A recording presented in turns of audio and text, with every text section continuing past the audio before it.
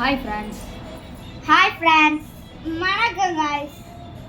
இன்றைக்கி என்ன பார்க்க போகிறோம்னா, நம்ம வீடியோவில் பார்த்திங்கன்னா என்ன ஸ்டாண்டர்டுன்னு தான் பார்க்க போகிறோம். நாங்கள் பார்த்திங்கன்னா இந்த இடத்துல பார்த்திங்கன்னா சொல்லலை, நான் பார்த்திங்கன்னா 6th போகிறேன்.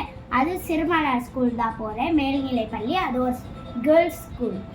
நான் பார்த்திங்கன்னா இது 8th போகிறேன். நான் பார்த்திங்கன்னா ஜெயராஜ் நாடா.